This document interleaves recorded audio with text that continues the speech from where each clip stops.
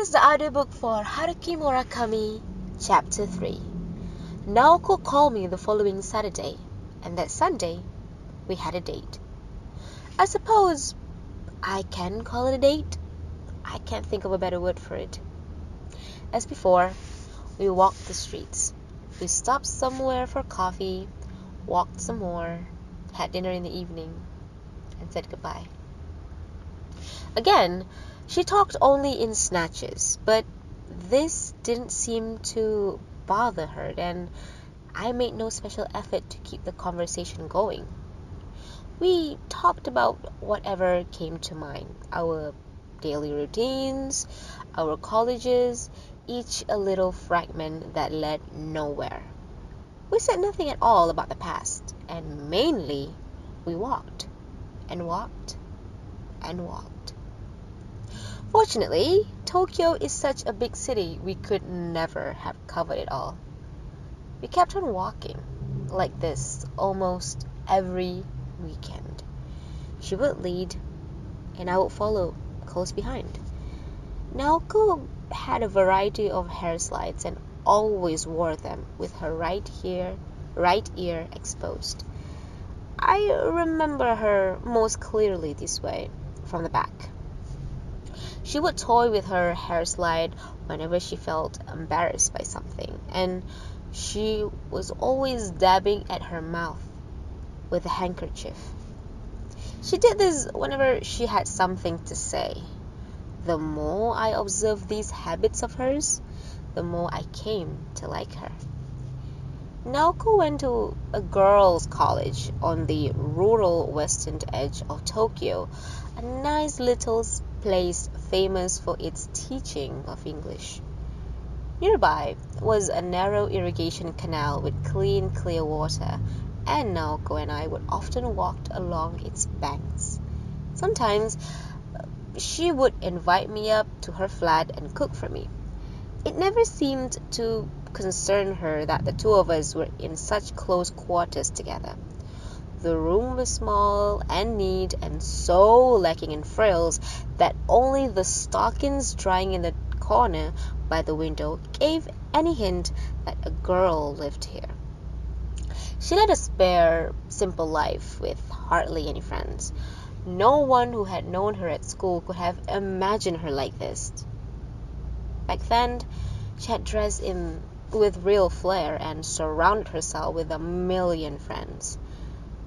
When I saw her room, I realized that, like me, she had wanted to go away to college and begin a new life, far from anyone she knew.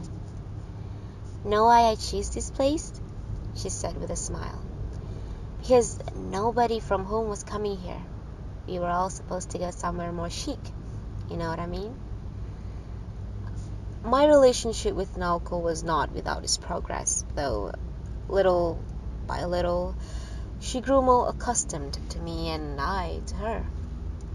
When the summer holidays ended and a new term started, Naoko began walking next to me as if it were the most natural thing in the world to do. She saw me as a friend now, I concluded, and walking side by side with such a beautiful girl was by no means painful for me. We kept walking all over Tokyo in the same meandering ways, climbing hills, crossing rivers and railway lines, just walking and walking with no destination in mind. We forged straight ahead, as if our walking were a religious ritual meant to heal our wounded spirits.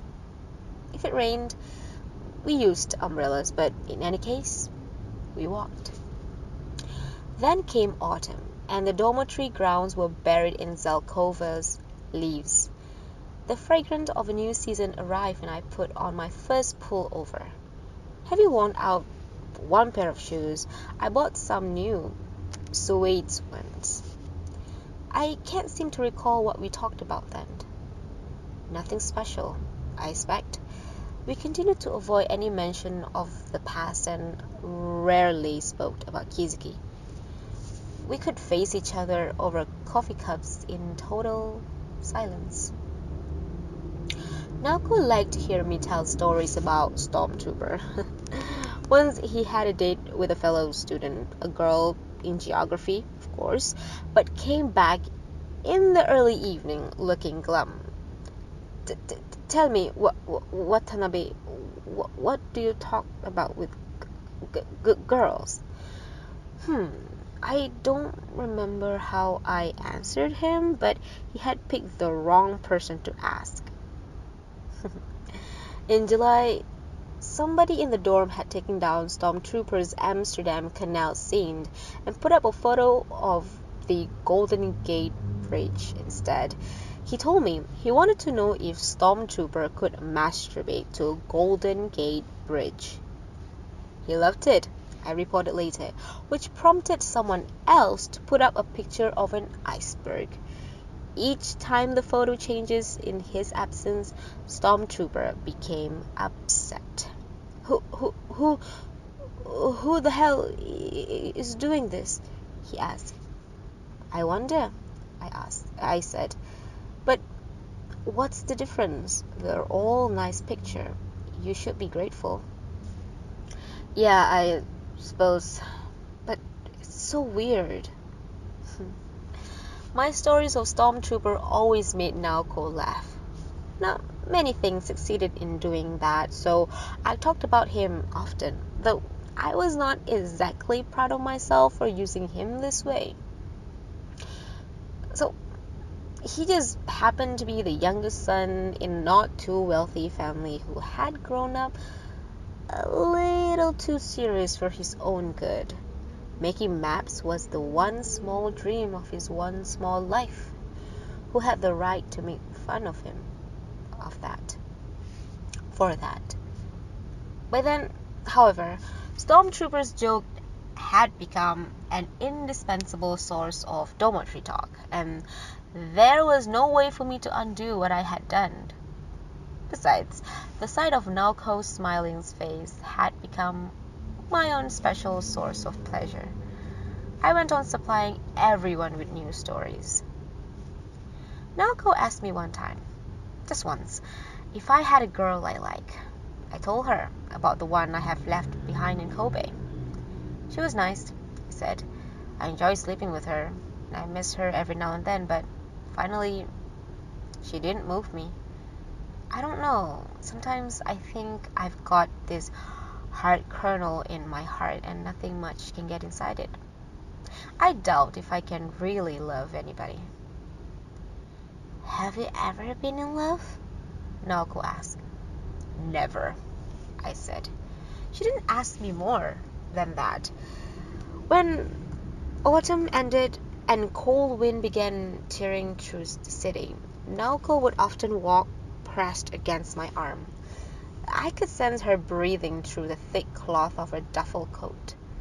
She would intertwine her arm with mine, or cram her hand in my pocket, or, when it was really cold, cling tightly to my arm, shivering. None of this had any special meaning.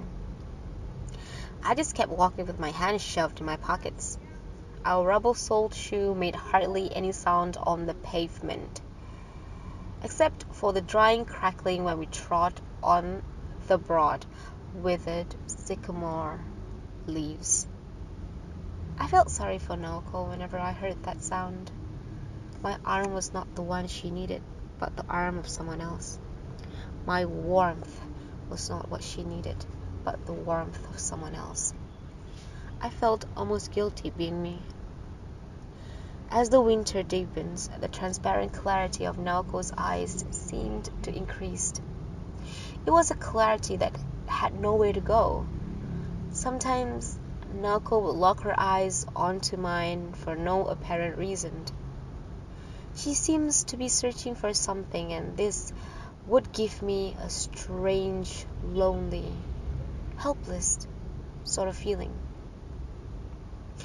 I wonder if she was trying to convey something to me, something she could not put into words, something prior to words that she could not grasp within herself, and which therefore had no hope of ever turning into words. Instead, she would fiddle with her hair slide, dab at the corner of her mouth with a handkerchief, or look into my eyes in that meaningless way. I wanted to hold her tight when she did these things, but I would hesitate and hold back. I was afraid I might hurt her. And so the two of us kept walking the streets of Tokyo, Naoko searching for words in space. The guys in the dorm would always tease me when I got a phone call from Naoko or went out on a Sunday morning. They assumed, naturally enough, that I had found a girlfriend. There was no way to explain the truth to them, and no need to explain it, so I let them think what they wanted to. I had to face a barrage of stupid questions in the evening, like what position had we used? What was she like down there? What color underwear had she been wearing that day? I gave them the answers they wanted. And so I went from 18 to 19. Each day the sun would rise and set. The flag would be raised and lowered. Every Sunday I would have a date with my dead friend's girl.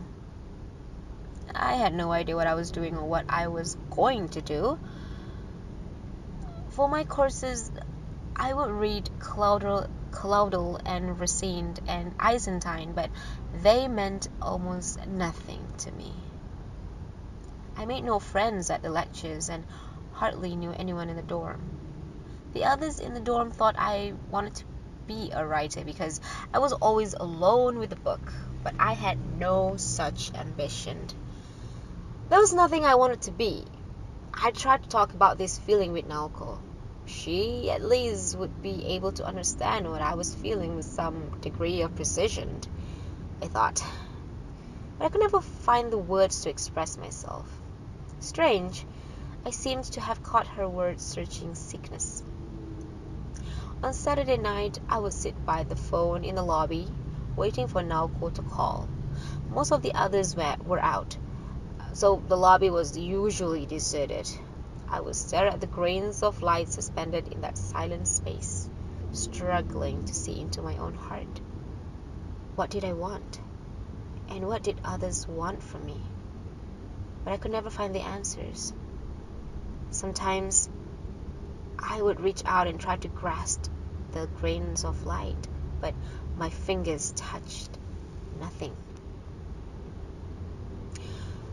I read a lot, but not a lot of different books. I like to read my favorites again and again. Back then, it was Truman Capote, John Updike, F. Scott Fitzgerald, Raymond Chandler, but I didn't see anyone else in my lecture or the dorm reading writers like that. They like Kazumi Takahashi, Kenzaburo Oi, Yukio Mishima, or contemporary French novelist, which was another reason I didn't have much to say to anybody, but kept to myself and my books. With my eyes closed, I would touch a familiar book and draw its fragrance deep inside of me. This was enough to make me happy. At 18, my favorite book was John Updike's The Centaur. But after I have read it a number of times, it began to lose some of its initial luster and yielded first place to The Great Gatsby. The Gatsby stayed in first place for a long time after that. I would pull it off the shelf when the mood hit me and read a section at random. It never once disappointed me. There wasn't a boring page in the whole book. I wanted to tell people what a wonderful novel it was, but no one around me had read The Great Gatsby or was likely to. Urging others to read F. Scott Fitzgerald, although not a reactionary act, was not something one could do in 1968. When I did finally meet the one person in my world who had read Gatsby, he and I became friends because of it. His name was Nagasawa. He was 2 years older than me, and because he was doing legal studies at the prestigious Tokyo University, He was on the fast track to national leadership. We lived in the same dorm and knew each other only by sight, until one day when I was reading Gatsby in a sunny spot in the dining hall.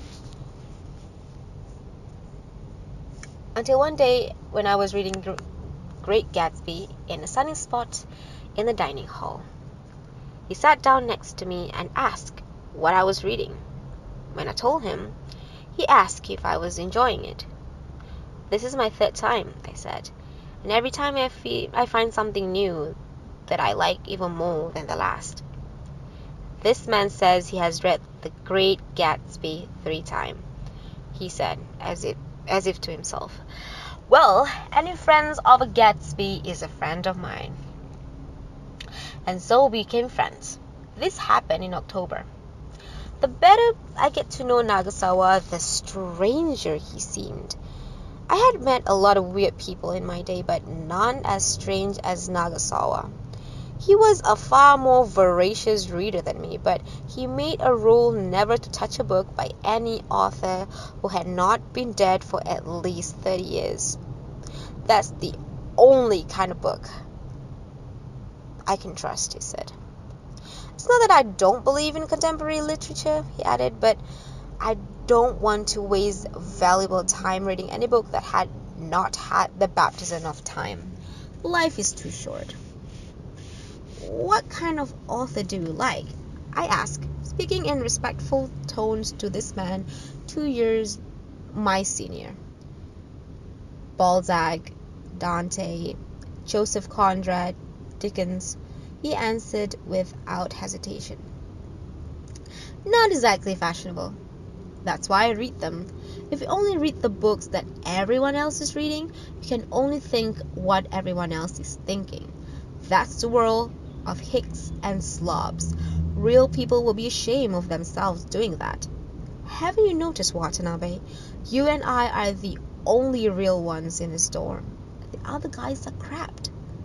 This took me off guard. "How can you say that?" "'Cause it's true. I know. I can see it.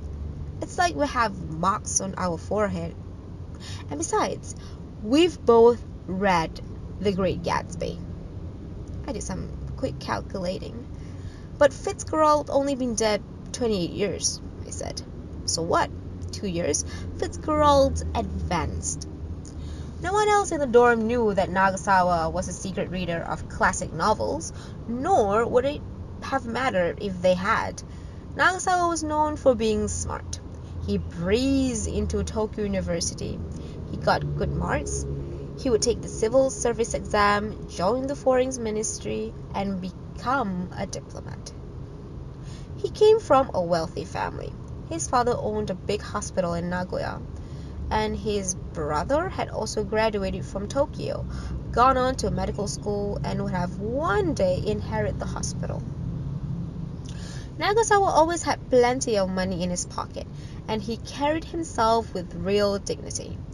People treated him with respect, even the dorm head. When he asked someone to do something, the person would do it without protest. There was no choice in the matter. Nagasawa had a certain inborn quality that drew people to him and made them follow him.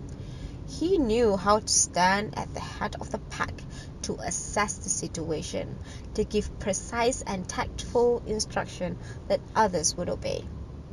Above his head hung an aura that revealed his powers like an angel's halo, the mere sight of which would inspire awe in people for this superior being. Which is why it shocked everyone that Nagasawa chose me, a person with no distinctive quality, to be his special friend. People I hardly knew treated me with a certain respect because of it. But what they did not seem to realize was that the reason for my being chosen was a simple one, namely that I treated Nagasawa with none of this adulation he received from other people. I had a definite interest in the strange, complex aspect of his nature, but none of those other things. His good marks, his aura, his looks impressed me. This must have been something new for him. There were sides to Nagasawa's personality that conflicted in the extreme. Even I would be moved by his kindness at times, but he could just as well be malicious and cruel. He was both a spirit of amazing loftiness and an irredeemable man of the gutter. He could charge forward, the optimistic leader, even as his heart writhed in a swamp of loneliness. I saw these paradoxical qualities of his from the start, and I could never understand why they weren't just as obvious to everyone else. He lived in his own special hell. Still, I think I always managed to view him in the most favorable light. His greatest virtue was his honesty. Not only would he have never lied, he would always acknowledge his shortcomings. He never tried to hide things that might embarrass him, and when I was concerned, he was unfailingly kind and supportive. Had he not been, my life in the dorm would have been far more unpleasant than it was. Still, I never once opened my heart to him, and in that sense, my relationship with Nagasawa stood in a stark contrast to me and Kizuki. The first time I saw Nagasawa drunk and tormenting a girl, I promised myself never, under any circumstances, to open myself up to him. There were several Nagasawa legends that circulated throughout the dorm. According to one, he supposedly once ate 3 slugs. Another gave him a huge penis and had him sleeping with another more than 100 girls. The slug story was true. He told me so himself. Those big mothers, he said, swallow 'em whole. What the hell for? Well, it happens the first year I came to live here, he said. There was some shit between the first years and the third years, started in April and finally came to a head in September. As first year representative, I went to work things out with the third years. Real right-wing arseholes. They had these wooden kendo swords, and working things out was probably the last thing they wanted to do. So I said, alright, let's put an end to this. Do what you want to me, but leave the other guys alone. So they said, okay, let's see you swallow a whole couple of slugs. Fine, I said. Let's have him. The bastard went out and got 3 huge slugs. And I swallowed them. What was it like? What was it like? You have to swallow one yourself. The way it slides down your throat and into your stomach, it's cold and it leaves this disgusting aftertaste. Yuck. I get chills just thinking about it. I wanted to puke, but I fought it. I mean, if I had puked them up, I would have to swallow them all over again. So I kept them down. All 3 of them. Then what happened? I went back to my room and drank a few buckets of salt water. What else could I do? Yeah, I guess so. But after that, nobody could say a thing to me. Not even the third years. I'm the only guy in this place who can swallow 3 slugs. I bet you are. Finding out about his penis size was easy enough. I just went to the dorm's communal shower with him. He had a big one, alright, but 100 girls was probably an exaggeration. Maybe 75, he said. I can't remember them all, but I'm sure it's at least 70. When I told him that I had slept with only one, he said, oh, we can fix that. Easy. Come with me next time. I'll get you one easy as that. I didn't believe him, but he turned out to be right. It was easy. Almost too easy. With all the excitement of flat beer. We went to some kind of bar in Shibuya or Shinjuku. He had his favorite. Found a pair of girls. The world was full of pairs of girls. Talked to them. Drank. Went to a hotel and had sex with them. He was a great talker.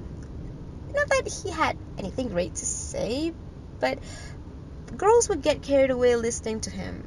They drink too much and end up sleeping with him. I guess they enjoy being with somebody so nice and handsome and clever.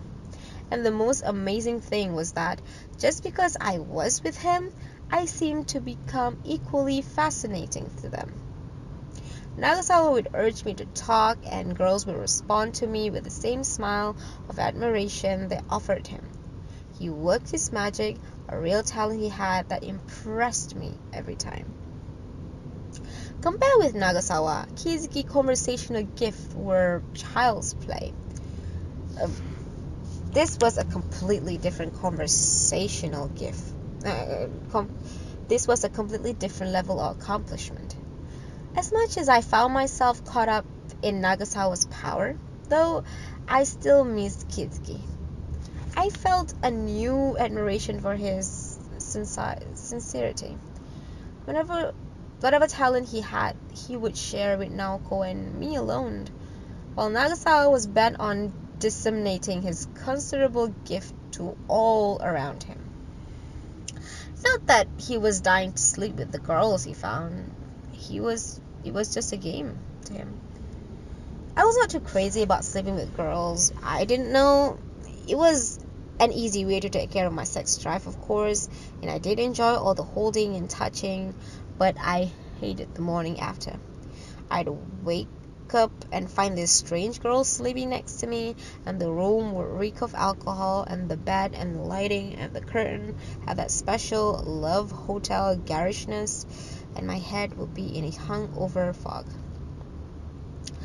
Then the girl would wake up and start groping around for her knickers, and while she was putting on her stockings, she'd say something like, "I hope you used one last night. It's the worst day of the month for me." Then she'd sit in front of the mirror and start grumbling about her aching head or her uncooperative makeup while she redid her lipstick or attached her false eyelashes. I would have preferred not to spend the whole night with them, but you can't worry about a midnight curfew when you're seducing a woman, which runs counter to the law of physics anyway, so I'll go out with an overnight pass. This meant I had to stay put until morning and go back to the dorm filled with self-loathing and disillusionment, sunlight grabbing my eye, mouth coated with sand, head belonging to someone else. When I had slept with 3 or 4 girls this way, I asked Nagasawa, "After you've done this 70 times, doesn't it begin to seem kind of pointless?" "That proves you're a decent human being," he said. "Congratulations. There is absolutely nothing to be gained from sleeping with one strange woman after another. It just tires you out and makes you disgusted with yourself. It's the same for me." "So why the hell do you keep it up?" "Hard to say. Hey, you know that thing Dostoevsky wrote on gambling? It's like that. When you're surrounded by endless possibility, one of the hardest things you can do is pass them up. See what I mean? Sort of. Look, the sun goes down, the girls come out and drink, they wander around looking for something. I can give them that something. It's the easiest thing in the world, like drinking water from a tap. Before you know it, I've got them down. It's what they expect. That's what I mean by possibility. It's all around you. How can you ignore it? You have a certain abilities and the opportunity to use it. Can you keep your mouth shut and let it pass?" "I don't know. I've never been in a situation like this," I said with a smile. "I can't imagine what it's like." "Count your blessing," Nagasawa said. His womanizing ways was the reason Nagasawa lived in a dorm despite his affluent background. Worried that Nagasawa would do nothing else if allowed to live alone in Tokyo, his father had compelled him to live all 4 years at the university in the dormitory. Not that it mattered much to Nagasawa. He was not going to let a few rules bother him. Whenever he felt like it, he would get an overnight permission and go girl hunting or spend the night at his girlfriend's flat. This permission were not easy to get, but for him, they were like free passes, and for me too, as long as he did the talking. Nagasawa did have a steady girlfriend, one he'd been going out with since his first year. Her name was Hatsumi, and she was the same age as Nagasawa. I had met her a few times and found her to be very nice. She didn't have the kind of looks that immediately attracted attention, and in fact, she was so ordinary that when I first met her, I had to wonder why Nagasawa couldn't do better, but anyone who talked to her took an immediate liking to her. Quiet, intelligent, funny, caring, she always dressed with immaculate good taste. I like her a lot and knew that if I could have a girlfriend like Hatsumi, I wouldn't be sleeping around with a bunch of easy marks. She liked me too and tried hard to fix me up with a first year in her club so we could double date. But I would make up excuses to keep from repeating past mistakes. Hatsumi went to the absolute top girls' college in the country, and there were no way I was going to be able to talk to one of the super rich princesses. Hatsumi had a pretty good idea that Nagasawa was sleeping around, but she never complained to him. She was seriously in love, but she never made demands. I don't deserve a girl like Hatsumi, Nagasawa once said to me. I had to agree with him. That winter, I found a part-time job in a little record shop in Shinjuku. It didn't pay much, but the work was easy. Just watching the place 3 nights a week, and they let me buy records cheap. For Christmas, I bought Naoko a Henry Mancini album with a track of her favorite, Dear Heart. I wrapped it myself and added a bright red ribbon. She gave me a pair of woolen gloves she had knitted. The thumbs were a little short, but they did keep my hands warm. "Oh, I'm sorry," she said, blushing. "What a bad job." "Don't worry, they fit fine," I said, holding my gloved hand out to her. "Well, at least you won't have to shove your hands in your pocket, I guess." Naoko didn't go home to Kobe for the winter break. I stayed in Tokyo too, working in the record shop right up to the end of the year. I didn't have anything especially fun to do in Kobe or anyone I wanted to see. The dorm's dining hall was closed for the holidays, so I went to Naoko's flat for meals.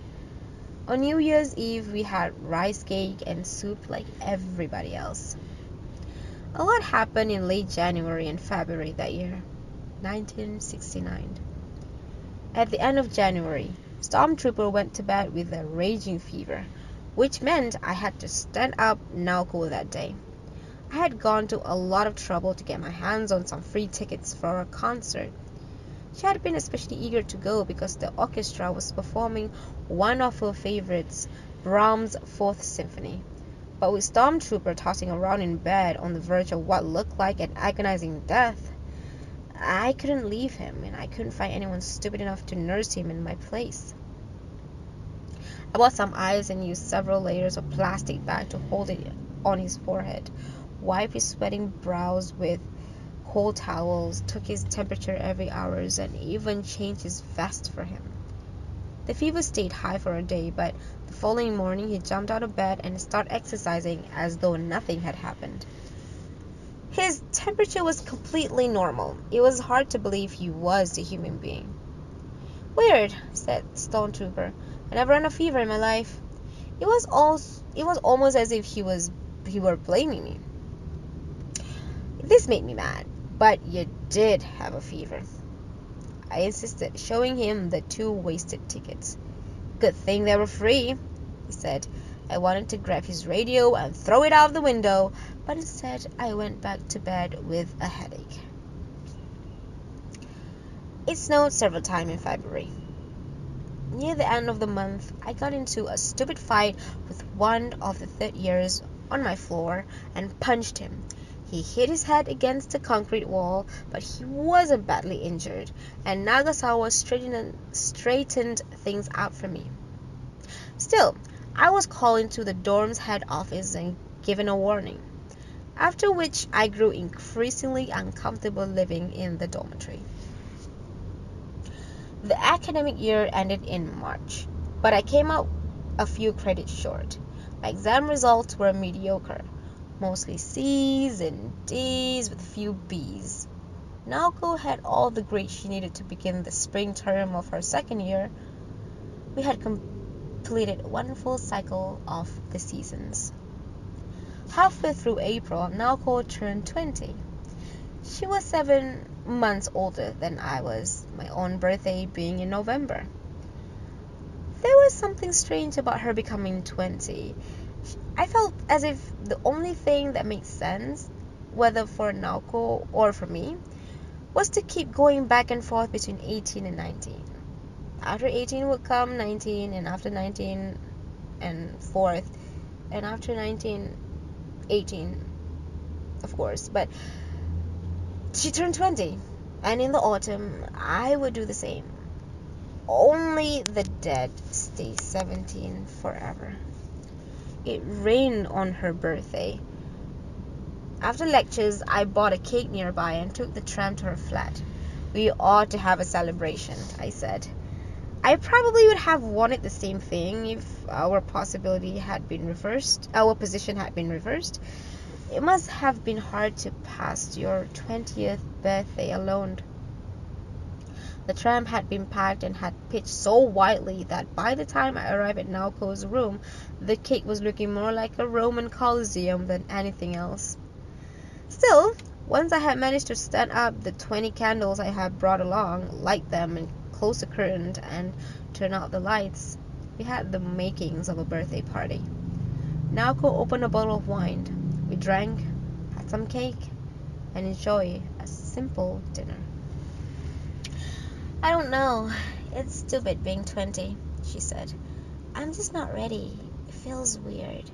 Like somebody's pushing me from behind. I've got 7 months to get ready, he said with a laugh. You're so lucky. Still 19, said Naoko with a hint of envy. While we ate, I told her about Stormtrooper's new jumper. Until then, he had only one, a navy blue pullover, so 2 was a big move for him. The jumper itself was a nice one, red and black with a knitted deer motif, but on him it made everybody laugh. He couldn't work out what was going on. What's so funny, Watanabe? He asked, sitting next to me in the dining hall. Is something stuck into my forehead? Nothing, he said, trying to keep a straight face. There's nothing funny. Nice jumper. Thanks, he said, beaming. Naoko loved the story. I have to meet him, he said. Just once. No way, I said. You'll laugh at his face. You think so? I bet on it.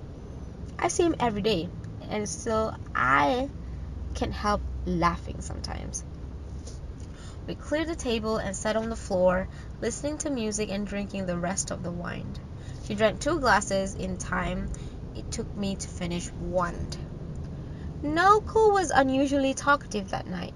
She told me about her childhood, her school, her family. Each episode was a long one, executed with the painstaking details of a miniature.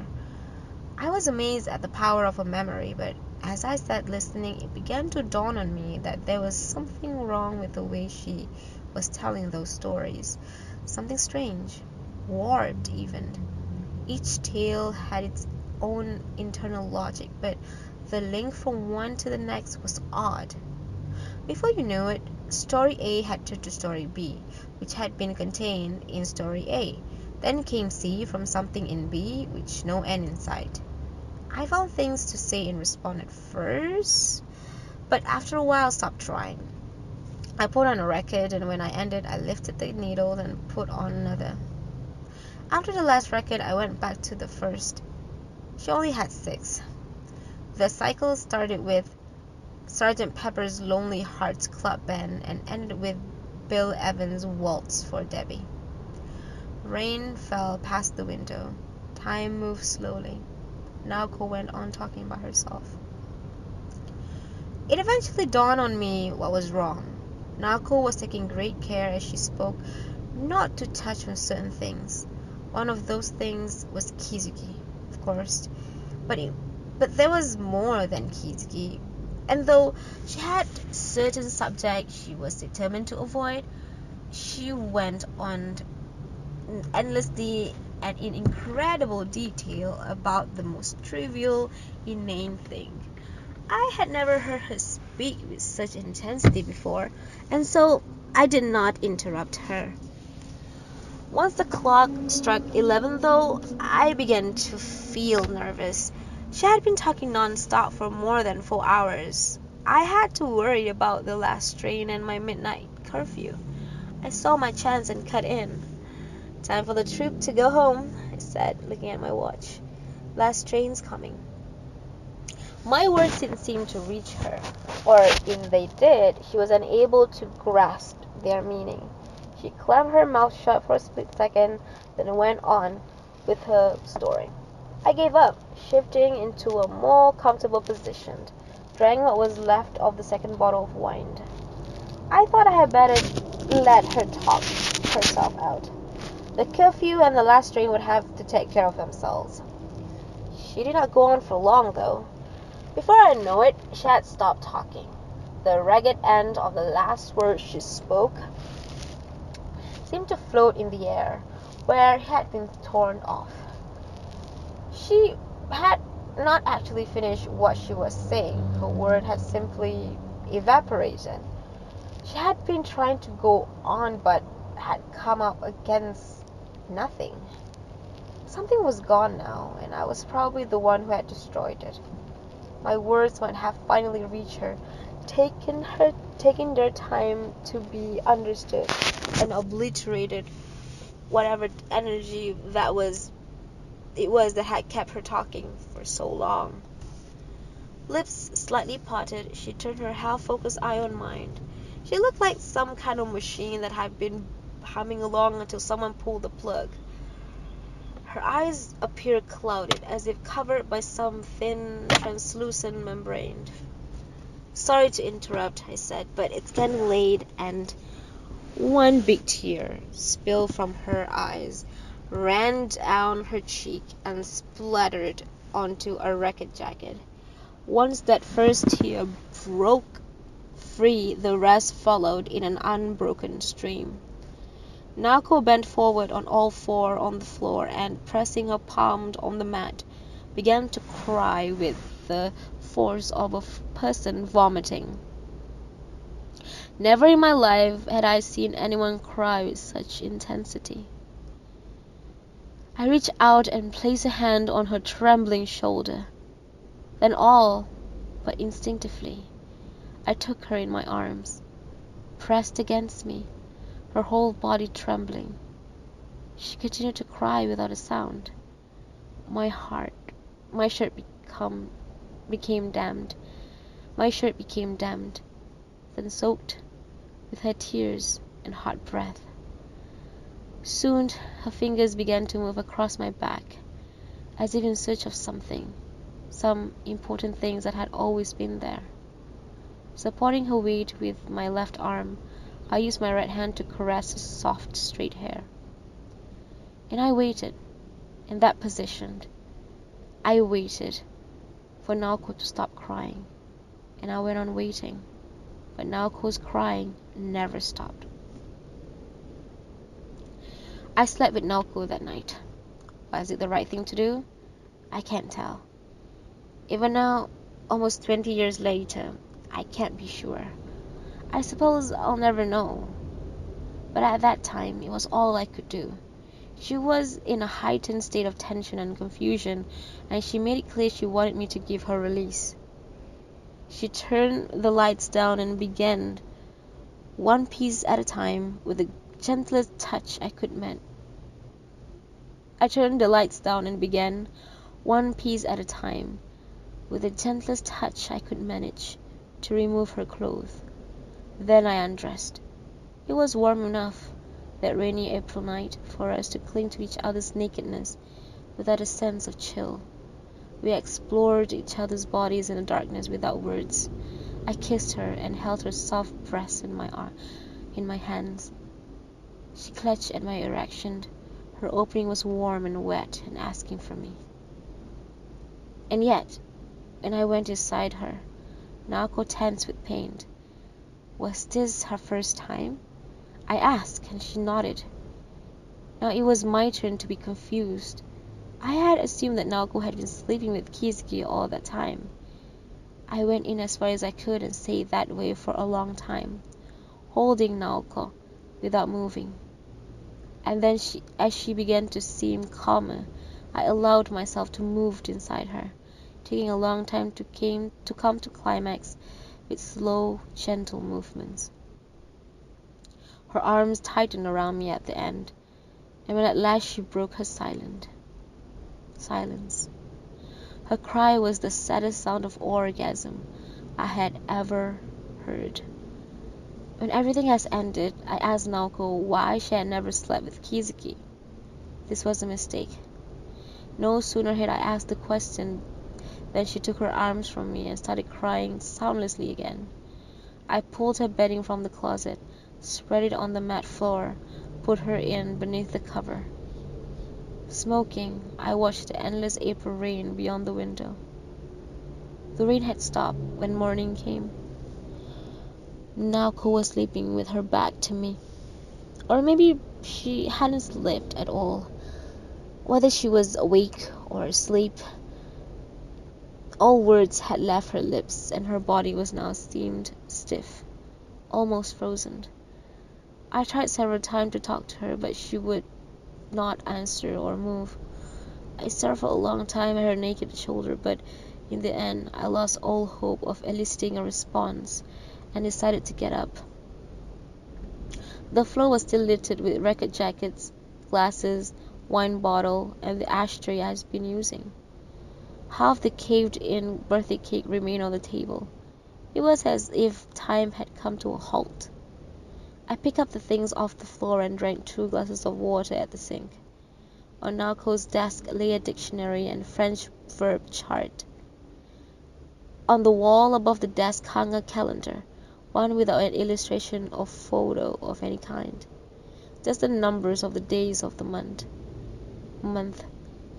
Then there were no memos or marks written next to any of the dates. I picked up my clothes and dressed. The chest of my shirt was still damp and chilly. It had Naoko's smell. On the notepad lying on the desk I wrote, "I'd like to have a good long talk with you once you're calmed down. Please call me soon. Happy birthday."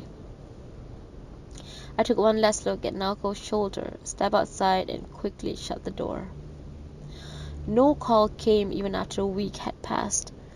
Naoko's house had no system for calling people to the phone, and so on Saturday morning I took the train to Kokubunji. She wasn't there, and her name had been moved from the door. The windows and storm shutter were closed tight. The manager told me that Naoko had moved out 3 days earlier. He had no idea where she had moved to. I went back to the dorm and wrote Naoko a long letter addressed to her home in Kobe. Wherever she was, they would forward it to me at least. They will forward it to her at least. I gave her an honest account on my feelings. There was a lot I still didn't understand, I said. Though I was trying hard to understand, it would take time. Where I would be once that time had gone by. It was impossible for me to say now, which is why it was impossible for me to make promises or demands or to set down pretty words. For one thing, we knew too little of each other. If, however, she would grant me that time, I would give it my best effort, and the two of us would come to know each other better. In any case, I wanted to see her again and have a good long talk. When I lost Kizuki, I lost the one person to whom I could speak honestly of my feelings. And I imagine it had been the same for Naoko. She and I had needed each other more than either of us knew, which was no doubt why our relationship had taken such a major detour and become, in a sense, warped. I probably should not have done what I did, and yet I believe that it was all I could do. The warmth and closeness I felt for you at that moment, something I had never experienced before. I need you to answer this letter. Whatever the answer may be, I need to have it. No answer came. Something inside me had dropped away, and nothing came in to fill the empty cavern. There was an abnormal lightness to my body and sound that had a hollow echo to them. I went to lectures more faithfully than ever. They were boring. I never talked to my fellow students, but I had nothing else to do. I would sit by myself in the very front row of the lecture hall, speak to no one, and eat alone. I stopped smoking. The student strike started at the end of May. "Dismantle the university!" they all screamed. Go ahead, do it. I thought, do it. Dismantle it, tear it apart, crash it to bits. I don't give a damn. It will be a breath of fresh air. I'm ready for anything. I'll help if necessary. Just go ahead and do it. With the campus blockaded and lectures suspended. With the campus blockaded and lectures suspended, I started to work at a delivery company, sitting with a driver, loading and unloading lorries, that kind of stuff. It was tougher than I thought. At first I could hardly get out of the bed in the morning with the pain. The pay was good, though, and as long as I kept my body moving, I could forget about the emptiness inside. I worked on the lorries 5 days a week, and 3 nights a week I continued my job at the record shop. Nights without work I spent with whiskey and books. Stormtrooper wouldn't touch whiskey and couldn't stand the smell, so when I was sprawled on my bed, drinking it straight, he complained that the fume made it impossible for him to study and asked me to take my bottle outside. "You get the hell out," I growled. "But you know drinking in the dome is against the rules." "I don't give a shit. You get out." He stopped complaining. But now I was annoyed. I went to the roof and drank alone. In June I wrote Naoko another long letter, addressing it again to her house in Kobe. It said pretty much the same thing as the first one, but at the end I added, "Waiting for your answer is one of the most painful things I ever been through. At least let me know whether or not I hurt you." When I posted it, I felt as if the cavern inside me had grown again. That June I went out with Nagasawa twice again to sleep with girls. It was easy both times. The first girl put up a terrific struggle when I tried to get her undressed and into the hotel bed, but when I began reading alone because it just wasn't worth it, she came over and started nuzzling me. And after I had done with the second one, she started asking me all kind of personal questions. How many girls have I slept with? Where was I from? Which university did I go to? What kind of music did I like? Have I ever read any novels by Osamu Dazai? Where would I like to go if I could travel abroad? Did I think her nipples were too big? I made up some answers and went to sleep. But next morning she said she wanted to have breakfast with me, and she kept up with stream of questions. Over the tasteless eggs and coffee. What kind of work did my father do? What did I get good marks at school? What month was I born? Had I ever eaten frogs? She was giving me a headache, so as soon as we had finished eating, I said I had to go to work. "Will I ever see you again?" she asked with a sad look. "Oh, I'm sure we'll meet again somewhere before long," I said and left. What the hell am I doing? I started wondering as soon as I was alone, feeling disgusted with myself. And yet, it was all I could do. My body was hungering for a woman. All the time I was sleeping with those girls, I thought about Naoko. The white shape of her naked body in the darkness, her sighs, the sound of the rain. The more I thought about these things, the hungrier my body grew. When I went up to the roof with my whiskey and asked myself where I thought I was heading. Finally, at the beginning of July, a letter came from Naoko. A short letter. Please forgive me for not answering sooner, but try to understand. It took me a very long time before I was in any condition to write, and I have started this letter at least 10 times. Writing is a painful process for me. Let me begin by my conclusion. I have decided to take a year off from college. Officially, it's a leave of absence, but I suspect that I will never be going back. This will not be no doubt come as a surprise to you, but in fact, I had been thinking about doing this for a long time. I tried a few times to mention it to you, but I was never able to make myself begin. I was afraid even to pronounce the words. Try not to get so worked out about things. Whatever happened or didn't happen, the end result would have been the same. This may not be the best way to put it, and I'm sorry if it hurts you. What I am trying to tell you is, I don't want you to blame yourself for what happened with me. It's something I had to take on all by myself. I had been putting it off for more than a year, and so I ended up making things very difficult for you. There is probably no way to put it off any longer. After I moved out from my flat, I came back to my family's house in Kobe and was seeing a doctor for a while. He tells me there is a place in the hills outside Kyoto that will be perfect for me, and I'm thinking of spending a little time there. It's not exactly a hospital, more a sanatorium kind of thing with a far freer style of treatment. I'll leave the details for another letter. What I need now is to rest my nerve in a quiet place, cut off from the world. I feel grateful in my own way for the year of companionship you gave me. Please believe that much, even if you believe nothing else. You are not the one who hurt me. I myself am the one who did that. This is truly how I feel. For now, however, I am not prepared to see you. It's not that I don't want to see you. I am simply not prepared for it. The moment I feel ready, I will write to you. Perhaps then we can get to know each other better. As you say, this is probably what we should do. Get to know each other better. Goodbye.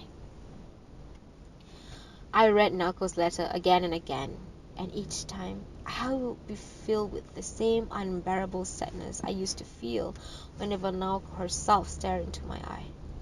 I had no way to deal with it, no place I could take it to or hide it away, like the wind passing over my body. It had neither shape nor weight, nor could I wrap myself in it. Objects in the scene would drift past me, but the words they spoke never reached my ears. I continued to spend my Saturday night sitting in the hall. There was no hope of a phone call, but I didn't know what else to do with the time. I would switch on a baseball game and pretended to watch it as I cut the empty space between me and the television set in two, then cut each half in two again, and over, until I had fashioned a space small enough to hold in my hand.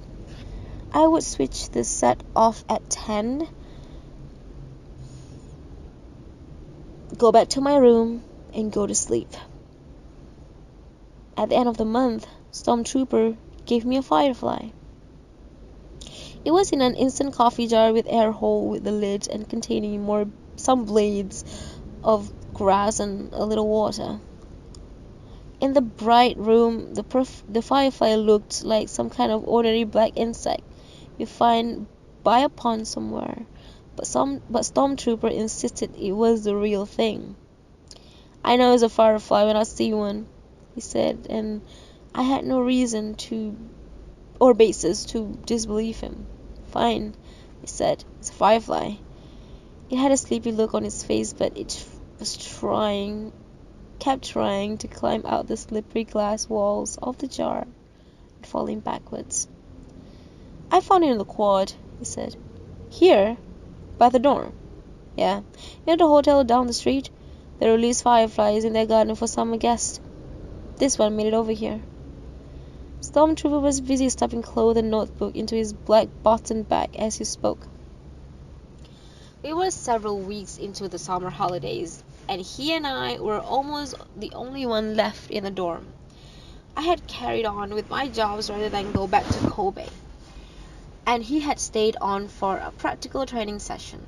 Now that the training has ended, he was going back to the mountain of Yamanashi. "You could give this to your girlfriend," he said. "Sure, she loved it." "Thanks," I said. After dark, the dorm was hushed, like a ruin. The flag had been lowered and the light glowed in the windows of the dining hall.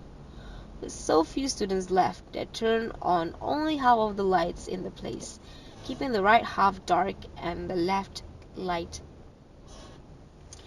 Still, the smell of dinner drifted up to me, some kind of cream stew. I took my bottle firefly to the roof. No one else was up there. A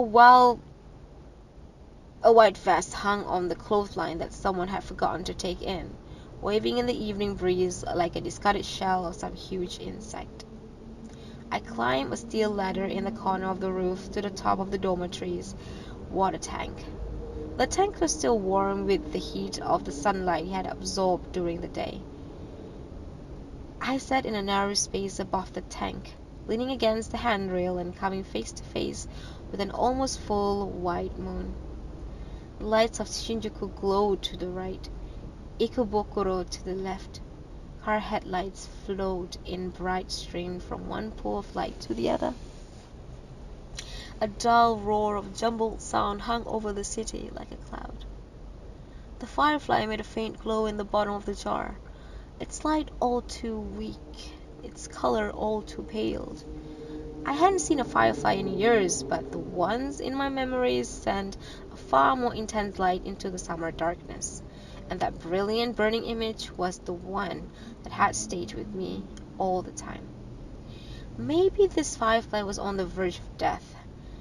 I gave the jar a few shakes. The firefly bumped against the glass wall and tried to fly, but its light remained dim. I tried to remember when I had seen fireflies and where it might have been. I could see that scene in my mind, but was unable to recall the time or place. I could hear the sound of water in the darkness and seen an old-fashioned brick sluice gate. It had a handle you could turn to open and close the gate. The stream it controlled was small enough to be hidden by the grass on the banks. The night was dark, so dark I couldn't see my feet when I turned on my torch. Hundreds of fireflies drifted over the pool of water held back by the sluice gate, their hot glow reflected in the water like a shower of sparks. I closed my eyes and steeped myself in that long-ago darkness. I heard the wind with unusual clarity. A light breeze swept past me, leaving strangely brilliant trails in the dark. I opened my eyes to find the darkness of the summer nights a few degrees deeper than it had been. I twisted open the lid of the jar and took out the firefly, setting it on the 2-inch lip of the water tank. It seemed not to grasp its new surrounding. It hobbled around the head of the steel bolt, catching its leg on curling scab of paint. It moved to the right until it found its way blocked, and then circled back to the left. Finally, with some effort, it mounted its head on the bolt and crouched. Then for a while, unmoving, as if it had taken its last breath. Still leaning against the handrail, I studied the firefly. Neither I nor it made a move for a very long time. The wind continued sweeping past the two of us while the numberless leaves of the Zelkova tree rustled in the darkness. I waited forever. Only much later did the firefly take to the air, as if some thoughts had suddenly occurred to it. the firefly spread its wings, and in a moment it had flown past the handrail to float in the pale darkness. It traced a swift arc by the side of the water tank, as though trying to bring back a lost interval in time. And then, after hovering there for a few seconds as if to watch its curved line of sight blend into the wind, it finally flew off the east. Long after the firefly had disappeared, the trails of its light remained inside of me, its pale, faint glow hovering on and on in the thick darkness behind my eyelids, like a lost soul. More than once, I tried stretching my hands out in the dark. My fingers touched nothing. The faint glow remained just beyond my grasp.